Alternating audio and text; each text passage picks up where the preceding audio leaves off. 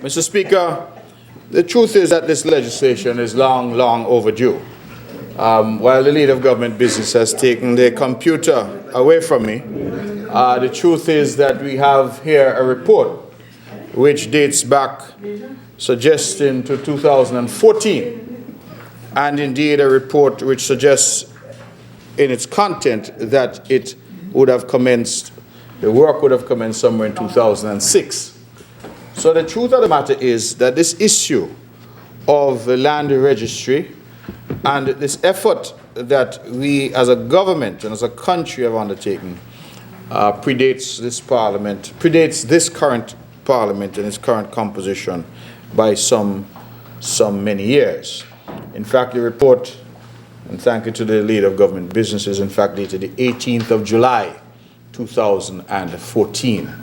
That was the final report with, I'm advised, the suggested language draft legislation that is now before the House. And I would only say, Mr. Speaker, as I tend to remind the public, because when we speak in here, we speak not only for ourselves, certainly, but for our public, that where perhaps others were occupied with electoral considerations, this government has come now to be occupied itself with the people's business. And the people's business is to demonstrate that we are ready to deal. I have often suggested to many in this House it's better to be quiet and to make noise and draw attention to themselves, because here I'm hearing this racket about 2.5 years. I have just told the nation that this process under the previous government started in 2006. 6, 7, 8, 9, 10, 11, 12, 13, 14. 9 years. So here we have a criticism that we have done it in 2.5. That is to be criticized. But my colleagues on the other side had 9 years in which they did not do it. But it has to be. I am told about the new mathematics in the country. 9 is less than 2. So it has to be that. 9 is less than 2. Well, 6 was less than 4. You're right. So it is not new maths, that's labor-matics. They're accustomed to that. And 6 was less than 4, so it appears 9 is less than 2. Because the reality is that time and time again we've come to the House. And we've heard, Mr. Speaker, the criticism being advanced that this government is not moving fast enough. This government has delayed in doing this, that, or the other. But when the timelines are examined, this government is moving with alacrity. Alacrity to implement the people's agenda and the people's business. That is what we're doing. So when I hear this chatter is talking about, imagine it took us 2.5 years. And they had it for 9 and did nothing. By the time the report came in 2014, there was no interest, Mr. Speaker, the nation would note, in coming to the House to talk about land registry. There was no interest in trying to help the country improve its standing in doing business index from the World Bank. The only interest at that time was a hurriedly convened House to change the boundaries. There was no other interest. So we must remind the nation of the realities. 2.5 years, perhaps, but we have come here to do what the people elected us to do, which is the people's business. I want to commend the mover, to tell him that this legislation is timely. I am happy that we are moving now as part of this good governance agenda that we have advocated, that we are moving systematically. I know we don't debate matters that are not here for a second reading. But as I was en route from Charlestown, the historic city of Charleston, to the equally historic city of Bastille, to be here for the sitting of the Parliament, as I was en route, Mr. Speaker, I heard a reference to the bills that came for first reading.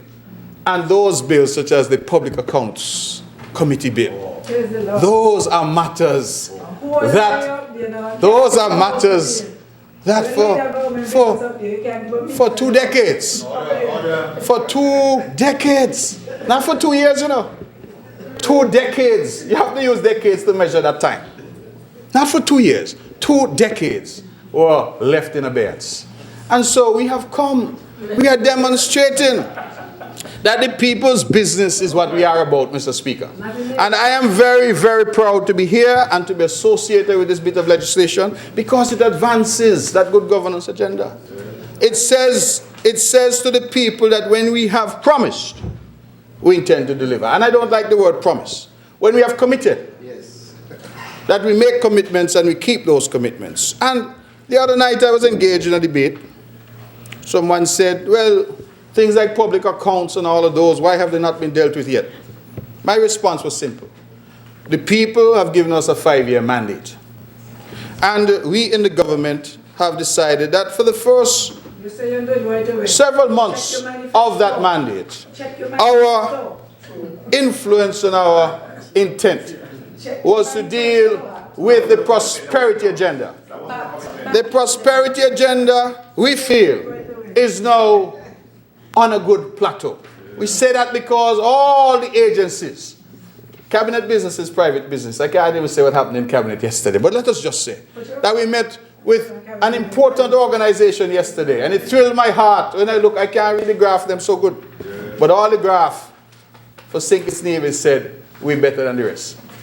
And that tells me the prosperity agenda that we focused initial attentions on, Mr. Speaker, has worked and continues to work for the benefit of the people. So we know as part of our commitment to the people, can pay attention, Mr. Speaker, to the good governance agenda. And what is good governance? Good governance is ensuring that we have the necessary transparency. Good governance is ensuring that the institutions of government function efficiently and effectively. Good governance is things like public accounts. Good governance, things like this bill and the others that are to come. Good governance is saying to our people that we take our mandate seriously and we will continue to do what is necessary to advance this agenda that we laid out and which our people voted for. I want to commend the mover because he has come with alacrity to bring to the House this land registry bill. He has brought it here, and once this is enacted, it gives us the platform, Mr. Speaker, to move the land registry system to a digitized system. It gives us the platform for us to conduct our necessary searches online. It allows the necessary framework to be put in place to move us away from the old dusty books. Sometimes you go to the registry, they have to go in the back, in the vault, and find something and come out. The clerk coughing, you coughing as the lawyer. Everybody's coughing because the amount of dust. You have as well, Mr. Speaker, a very real situation from a practical point of view, where oftentimes the records are deteriorating because it's paper. And so sometimes you go, I have been, and you see titles that are being held together with tape. The papers have been and continue to deteriorate. So moving us to this system is clearly a step in the right direction. And I'm happy for the support so far from the opposition on it. And I would hope that others, if they see it fit to speak, will equally support a bit of legislation that they had in their possession for some time, but did not see it fit to bring forward. So now that we are here to bring the legislation forward, because you see, we're not a government that just talks. We put things into effect. We bring things to the House. We are an active government. We put things in place. And that is what we are seeking to do and will continue to do. And so, Mr. Speaker, my posture in this brief intervention is to give this bill my fullest support, to say to the public that those, and there are many, who will talk and tell you all the things they had in mind to do for you. But this is a government that is not focused on what is in our minds. We are focused on the actions on the ground.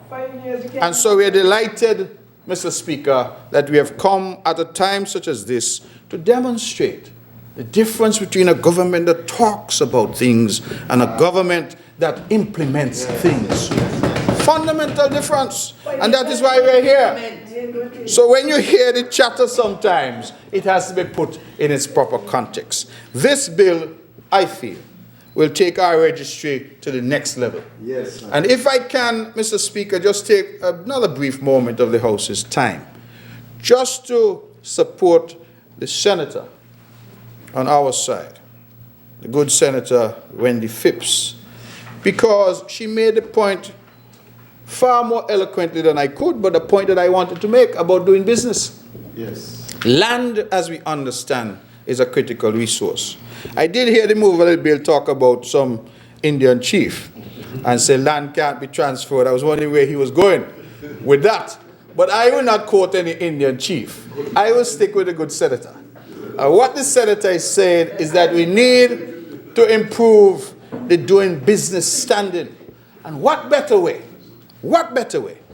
than to streamline our land registry?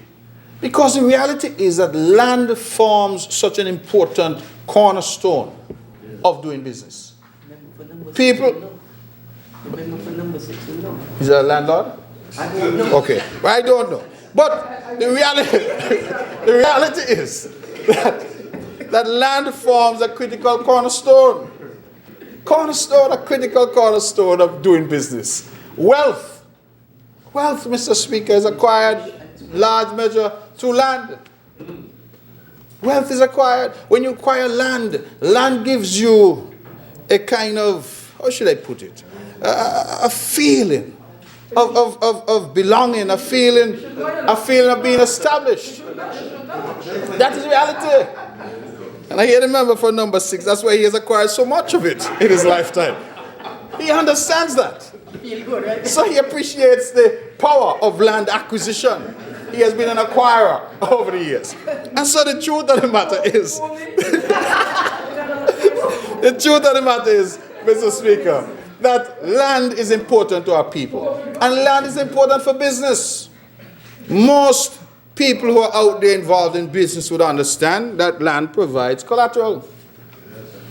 So, if they want to engage in business, having their land, to go to the bank, they get a mortgage, and they hear all of these fancy terms and terminology. They're borrowing money, and they're using their land as security. Yes. The land registry system will allow us now to streamline all of that. Because I have had nightmare stories of people sometimes waiting for months and longer to get their title. For the banks who want to do business with you, you have jumped through all the hoops. You now want your money so you could start your little business, and they're waiting for the mortgage to be noted and things of that nature. This is the start of something revolutionary for land ownership, business, land transactions in the country. And I am sure all the realtors out there, all the bankers out there, all the business people out there, and indeed even the small homeowners out there, and the young people who aspire to own a piece of the rock for themselves, all of them should welcome this initiative by this government. We are seeing things that were on the shelf for a long time, gathering dust, gathering cobwebs, gathering termites even, and we're dusting things off. We're improving upon them, and we're moving forward. And St. Kitts and Nevis is the beneficiary. So, Mr. Speaker, I wanted to underscore that point about doing business, because land and land ownership and the ability to trade and deal with land is a critical part of doing business. And what this does, it makes the rules clear for all. It allows individuals now to go online. It moves us into the technological age. That's the age in which we now reside. The long time thing of paper and searching old books and things, those days are gone. And so this is a forward-moving, forward-looking, and I have used the language, revolutionary step insofar as our land and land registry is concerned. And so I would want to wish this bill safe passage, and to end where I started by saying this is a government of action, not talk. Thank you, Mr. Speaker. Stay up to date with news, programs, and activities of the government with SKNIS. Like us on Facebook. Listen to us on SoundCloud.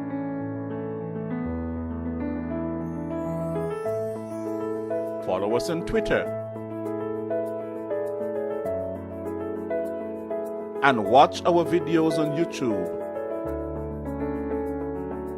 Connect with us today. SKNIS, St. Kitts and Nevis Information Service.